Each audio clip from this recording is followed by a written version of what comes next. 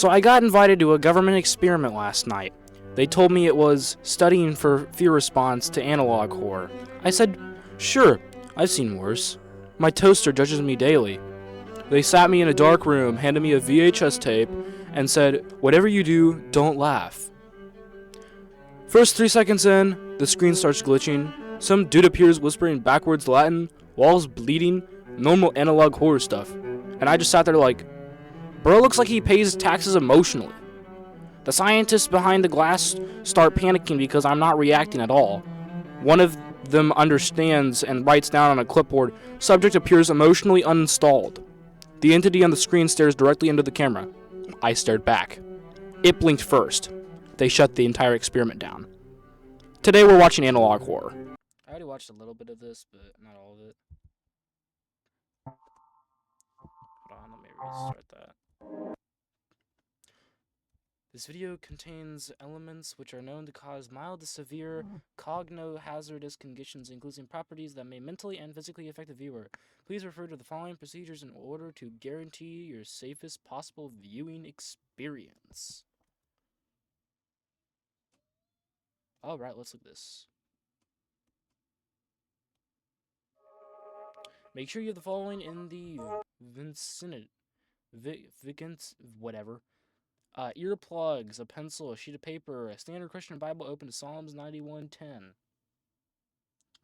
Well, I do have a cross hanging up there, so I think I'm good.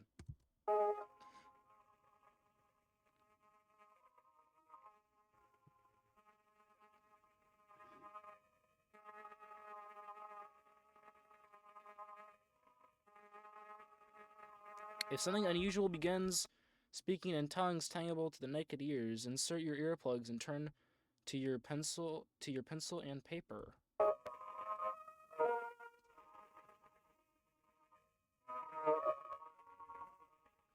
Write the following on the page. I can see this paper. I can see my hand. I can't hear the screaming of thousands. I can't hear the feast. I am a moving, breathing human being on planet Earth.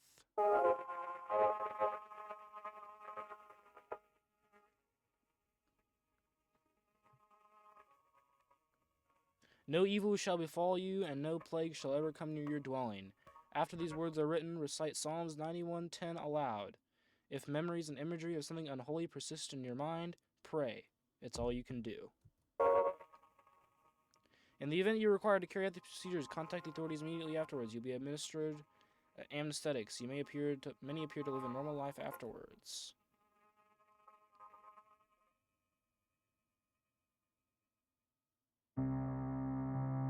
The Boiled One phenomenon. August 10, 2003.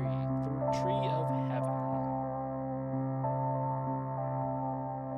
In the late 1990s, a now classified documentary-based television program would debut from a local station in Pennsylvania. The program revolved around woodland plants and animals and was primarily... Hold on, I can't read that whole thing. The program revolved around woodland plants and animals and was primarily directed towards children.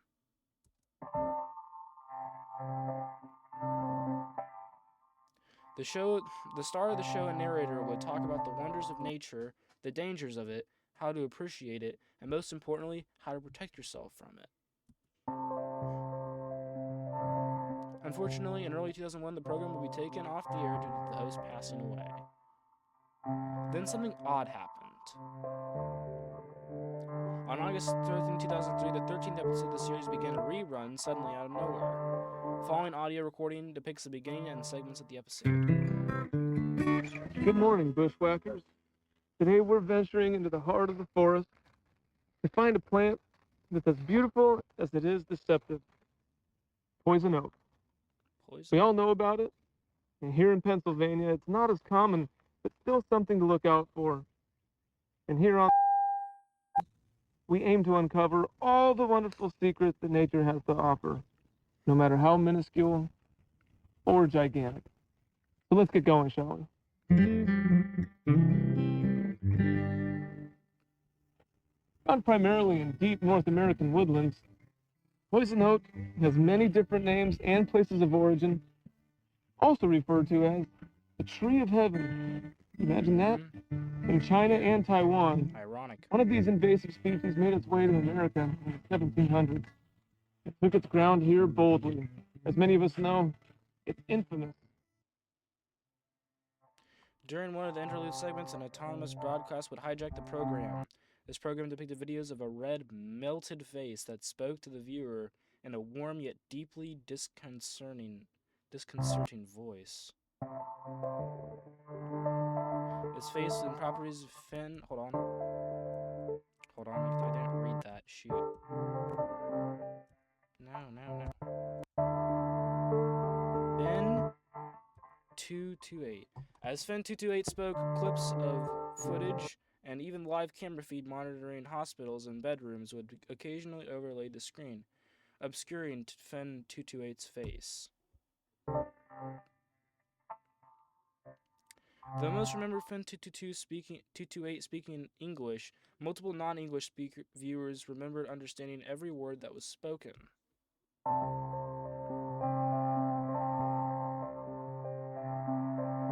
The following clip is a restored recording of the anonymous broadcast. The duration of the clip has been shortened and the audio has been muffled, reversed, and dampened. These alterations are absolutely necessary to suppress the hazardous attributes as effectively as possible. For maximum safety, watch with blue light glasses and insert your earplugs. I don't need that stuff. After we just watched Toy Tumor, I don't think we need that stuff.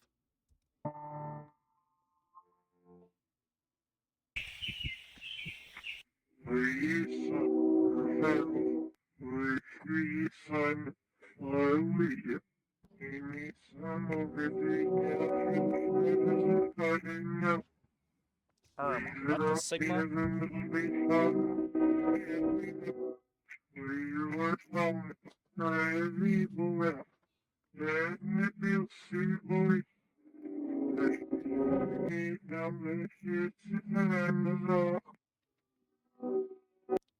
What the Sigma? What the Sigma was that? Bruv, what the Sigma?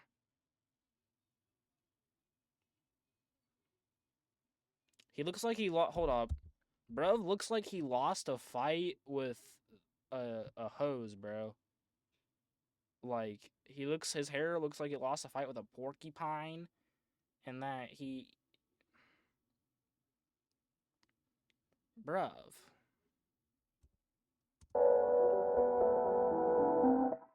Broadcast 813 was viewed by roughly 530 residents throughout the southern Pennsylvania area, and upon viewing left many severely distraught.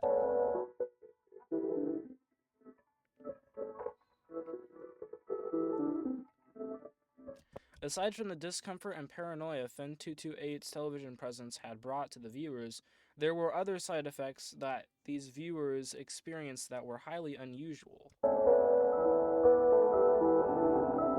Unnatural, sorry. Many viewers reported not being able to keep the image of Finn 228's face out of their minds. Some even continued to hear its voice days after viewing.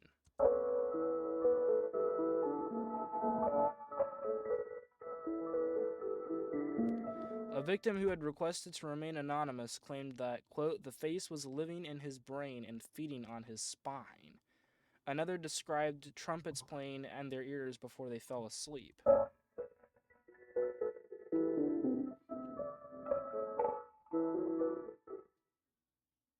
None of these people knew that this was only the beginning of a whole new species of suffering that would never be fully understood.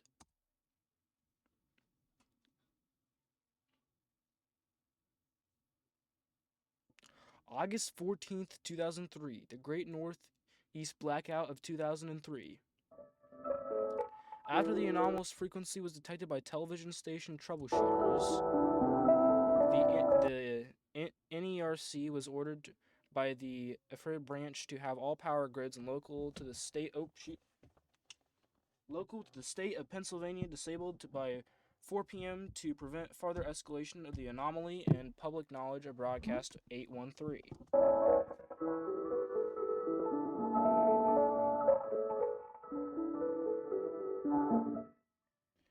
outage ultimately spread to various parts of New York, New Jersey, Ohio, and even Canada as well, creating the famous Great Northeast Blackout of 2003. Almost 50 million people were without power, some not being able to get it back until days later.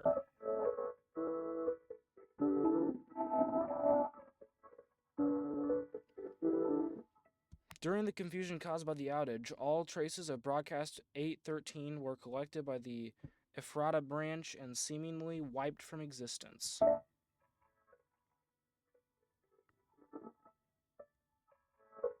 Including news articles in the works from the morning after the broadcast, internet posts, recordings, and more.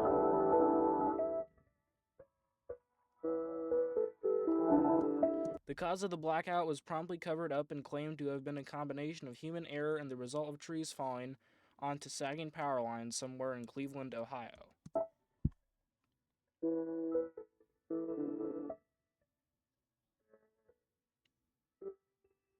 But the damage had been done. Aftermath. 12 days after broadcast 813 was blocked from the air, a historically massive influx of pseudocoma LIS occurred throughout the state of Pennsylvania, leaving 509 people affected and many families in shock.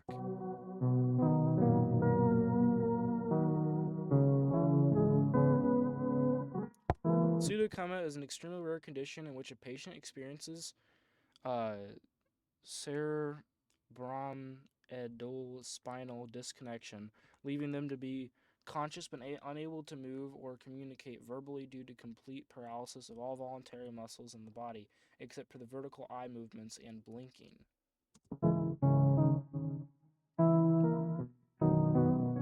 This anomalous outbreak of such a rare condition was regarded as a spectacle by the U.S. Department of Health, but was put under government investigation immediately.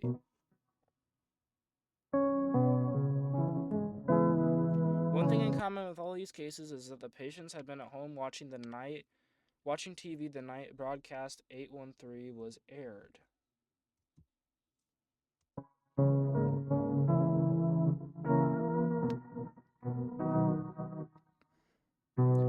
Though the victims of this outbreak were unable to speak, they were able to communicate through Morse code by blinking. More than 60 victims were interviewed.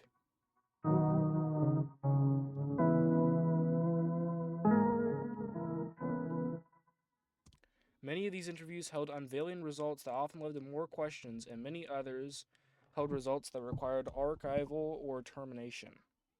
Oh, man.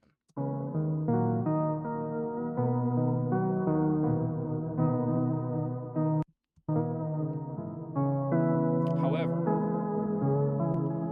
fairly late into the investigation, the Ephrata branch was notified of a particularly odd case revolving around one Job Zamperini, an elderly victim of the anomalous pseudocoma outbreak.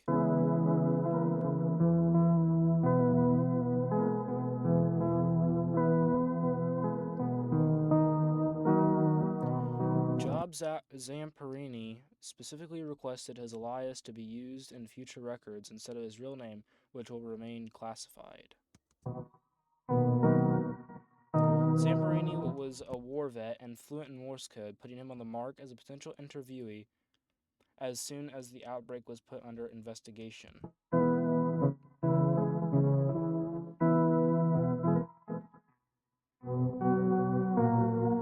After a very odd photo was taken in his backyard by his visiting grandson, his family became deeply troubled and convinced his house was haunted.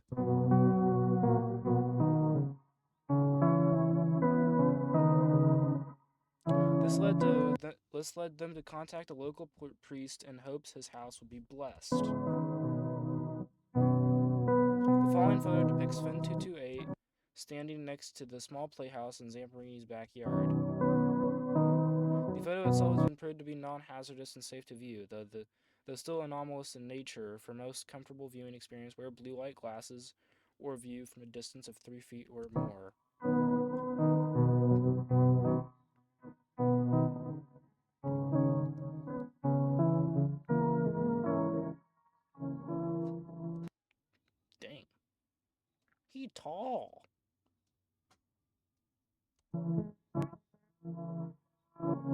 He told. Zamperini claimed something horrible and, quote, unholy was with him, and that it would hurt him and possibly others if he described it and what it was telling him.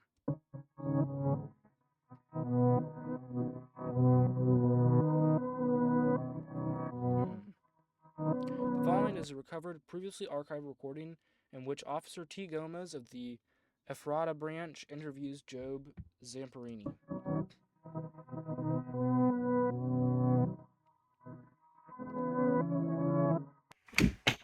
Hello, Mr.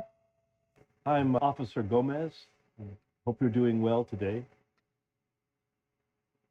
Do you mind if I ask you a few questions regarding your condition and possibly unholiness within your home that your family had mentioned? Okay, first and foremost, did you notice any onset symptoms before you lost complete mobility of your body? Face, huh? Face. When did you begin seeing this face? Interesting. After I saw it on TV, it never left me. Many of the people who have seen the broadcast that you saw on August the 13th described having vivid and upsetting hallucinations. Do you think this is something your brain has created? No, it is in the window. Can you please describe this face to me? Horribly burnt, not Lord Christ. Not of Lord. Horribly burnt, not of Lord Christ. I still don't see. Have you been having any hallucination aside from the face? I'm sorry to hear that. I heard screaming of many voices. Are these screams constant? At night before I sleep, I hear trumpets too. Thank you. But Lord Christ is with me. You shedding light on this is helping more than you know. Oh, there he is. I can see you.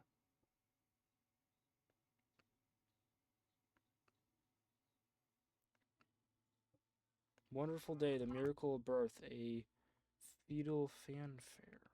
What? And it's in Japanese. Listen closely. Do you hear it?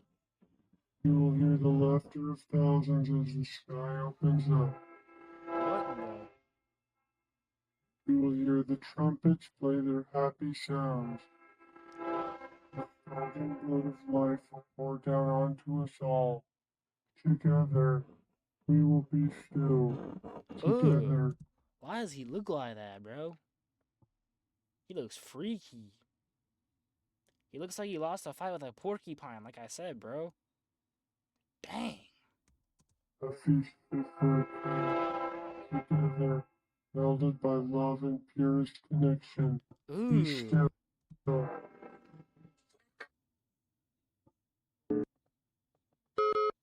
If you can see the screen, it means that not safe to continue viewing. The program will end shortly.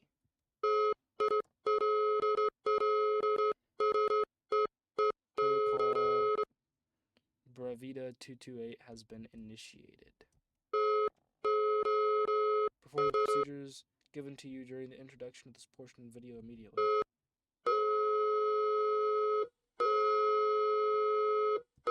No evil shall befall you, nor shall any plague come near your dwelling. No evil shall befall you, nor shall any plague come near your dwelling. No evil shall befall you, nor any plague shall come near your dwelling. Amen.